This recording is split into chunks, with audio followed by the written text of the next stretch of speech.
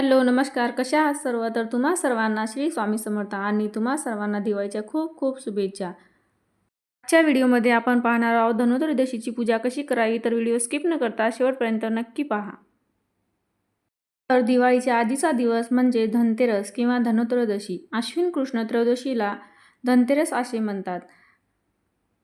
पूजा सुरू करण्याच्या आधी मी दीप प्रज्वलित करून घेतला आहे आणि हळदी कुंकू लावून घेतलेला आहे. धन्वंतरी देवाचं मूर्ती किंवा फोटो असेल तर तुम्ही त्याची पण पूजा करू शकता. तर माझ्याजवळ फोटो आहे, तर मी आता पूजा मांडणी करत आहे. पूजेला लागणारी सर्व साहित्य ते मी जवळ घेऊन बसलेली आहे. तर नागवेलीच्या पानावर आता मी बाप्पाची स्थापना करून घेणार आहे. तर पहिले दोन पानं नागवेलीची घेत आहे आणि त्याच्यावर तांदूळ, हळदी कुंकू वाहून घेत आहे आणि आता बाप्पाची स्थापना मी इथे करून घेणार आहे. आता हळदी कुंकू लावून घेते बाप्पाला सुद्धा. कोणतीही पूजा म्हणलं की पहिले गणपती बाप्पाची स्थापना आपण करत असतो. तर इथे मी गणपती बाप्पाची स्थापना झाली आहे आणि आता पहिले कलश स्थापना करून घेत आहे. तर कलशाला हा कलावा बांधून घ्यायचा असतो. प्रत्येक पूजेत कलश स्थापना का करतात त्याला एक कारण म्हणजेच अमृतधारण करण्यासाठी विश्वकर्मांनी कलशाची उत्पत्ती केली. कलशाच्या ठिकाणी ब्रह्मा, गळ्याच्या ठिकाणी शंकर, मूलगामी विष्णू, मध्यभागी मातृकागण असतात. तर कलशाच्या पोटात सप्तसागर असतात. म्हणून कलशाच्या साक्षीने शुभ कार्य घडत असतो. तर कलश ठेवण्यासाठी तांदूळ ठेवायचा आणि कलशाला कलावा बांधून घ्यायचा आणि या नारळाला सुद्धा कलावा बांधून घ्यायचा. कलशामध्ये 1 रुपयाचं नाणं, सुपारी आणि फुलं, अक्षदा हे सर्व टाकून घ्यायचं आहे आणि कलशाच्या अष्टदिशांना उभ्या रेषा काढून घ्यायच्या आहे. नारळाला कलावा बांधल्यानंतर कलशामध्ये पाने टाकून घ्यायचे. नागवेलीची 5 पाने किंवा आंब्याची पाने सुद्धा तुम्ही टाकू शकता. देव आणि दानवांमध्ये समुद्रमंथन सुरू झालं. तेव्हा त्यातून 14 रत्न बाहेर पडले. 14 रत्नांपैकी 5वा रत्न म्हणजे धन्वंतरी देव अमृत कलश घेऊन बाहेर आले. मनोउद्धारासाठी आणि कल्याणासाठी त्यांचा जन्म झाला आणि धन्वंतरी देव म्हणजेच आयुर्वेदाचे देव असेही म्हटले जाते. आणि आजच्या दिवशी धन्वंतरी देवाची आपल्याला पूजा करायची असते. आपण कलश स्थापना करत असतो तेव्हा थोडेसे तांदूळ ठेवायचे कलशाच्या खाली आणि नंतर कलश तांदळावरती ठेवायचा आहे. तर इथे मी कलश संपूर्ण तयार केलेला आहे आणि आता तांदळाचं आसन देत आहे कलशाला. त्याच्यावर थोडंसं हळदी कुंकू वाहून घेत आहे.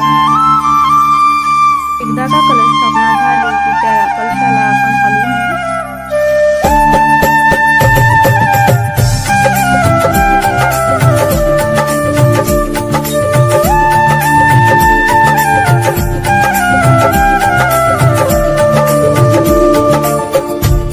तर सर्वप्रथम आपल्याला गणपती बाप्पाची स्थापना करून घ्यायची आहे. नंतर लक्ष्मी मातेची स्थापना करायची आहे आणि नंतर कुबेर देवाची स्थापना करायची आहे. कुबेराची मूर्ती असेल तर तुम्ही ती पण ठेवू शकता, नसेल तर सुपारी ठेवली तरी चालेल. इथे मी भगवान विष्णूची सुद्धा पूजा करणार आहे. तर भगवान विष्णूशिवाय लक्ष्मी मातेची पूजा ही अपूर्णच मानली जाते. म्हणून भगवान विष्णूची सुद्धा मी इथे स्थापना करणार आहे.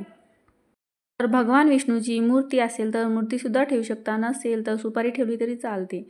तर इथे पहिले सर्वप्रथम तांदूळावरती हळदी कुंकू अक्षदा टाकून मी घेत आहे आणि नंतर मी लक्ष्मी मातेची स्थापना आणि कुबेर देवाची आणि भगवान विष्णूची स्थापना इथे मी करून घेत आहे. तर आपण जेव्हाही पूजा मांडत असतो तेव्हा आपल्या घरामध्ये पण खूप प्रसन्न वाटत असतं. तर कोणती पूजा पूर्ण भाव आणि श्रद्धेने केली तर ती खूपच चांगली. आता आसन ठेवून बोळकी ठेवायची आहे आणि याच्यामध्ये सप्तधान्य भरून घ्यायचे आहे. तर तांदळाचं आसन आपल्याला इथे ठेवायचं आहे. लक्ष्मीपूजनला तर आपण या धान्याची पूजा करत असतो, पण आजच्या दिवशी म्हणजे धनतेरसला या धान्यांना अनन्य असा महत्त्व आहे. देवांना व धन्वंतरींना धान्याचा नैवेद्य दाखवायचा आहे. तर आज धनस्वरूप धान्यांना फार महत्त्व आहे. तसे लाह्या, बत्ताशे, गुळ खोबरा नैवेद्य व पंचामृताचा नैवेद्य दाखवायचा आहे. जर आपल्याजवळ लाह्या बत्ताशा नसेल तर आपण धान्याचा नैवेद्यसुद्धा दाखवू शकतो. तसेच आजच्या दिवशी सोने, चांदी, वास्तू यांची खरेदी केली जातात. तसेच त्यांची पैशाची पूजा केली जाते. असे केल्याने धान्याची वृद्धी होते असे म्हणतात. आजच्या दिवशी 13 दिवे प्रज्वलित करायचे आहे. धनतेरसच्या दिवशी 13 दिव्यांना फार असा महत्त्व आहे. धन्वंतरी देव म्हणजेच आयुर्वेदांचे देव. आयुर्वेदिक द्रव्याची आज आपल्याला पूजा करायची आहे. घरात सहज उपलब्ध असणारे आयुर्वेदिक द्रव्य मी इथे घेत आहे. जसे की तुळशीपत्र, नीमपत्र, आलं, वेलदोडे, दालचिनी, तमालपत्र, लसूण, लवंग, मिरे घेतले आहे आणि या सर्व द्रव्यांची आपल्याला इथे आसनावर ठेवून पूजा करून घ्यायची आहे. तर आसनासाठी मी पहिले नागवेलीची पाने ठेवत आहे आणि त्याच्यावर अक्षता टाकून घेते. थोडे हळदी कुंकू वाहून घेत आहे. तर याच्यामध्ये सर्व प्रकारचे सहज उपलब्ध होतील असे द्रव्ये मी घरातूनच घेतलेले आहेत. आजच्या पूजेमध्ये यांना खूप असा महत्त्व आहे. द्रव्याशिवाय धन्वंतरी देवाची पूजा ही अपूर्णच मानली जाते. म्हणून हे सर्व द्रव्ये आपल्या घरामध्ये सहज उपलब्ध असतात. सर्व देवांना फुलं अर्पण करून घेत आहे.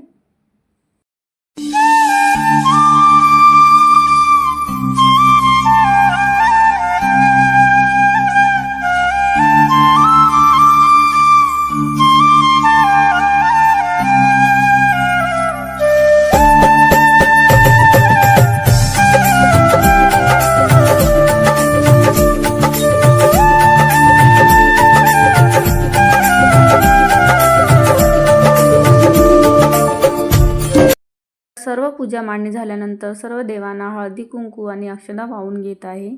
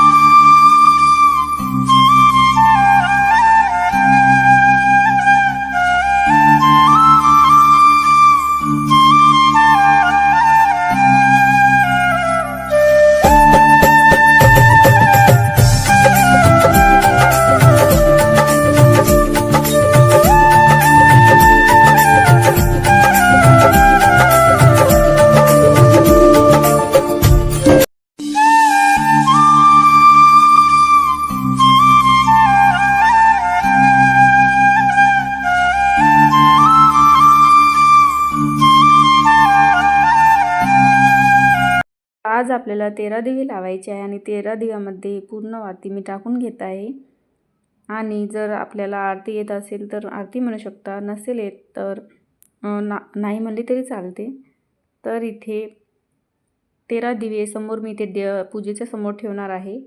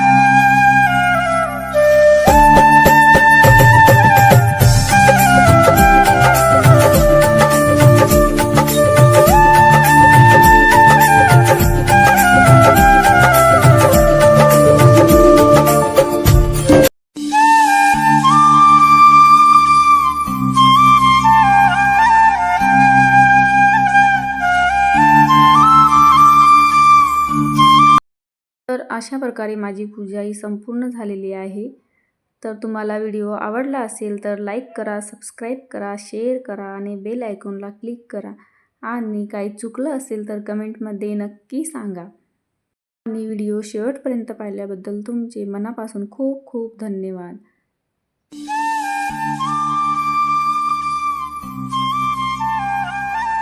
पुन्हा भेटूया पुढच्या अशा एका नवीन व्हिडिओमध्ये. तोपर्यंत बाय बाय आणि दिवाळीच्या खूप खूप शुभेच्छा.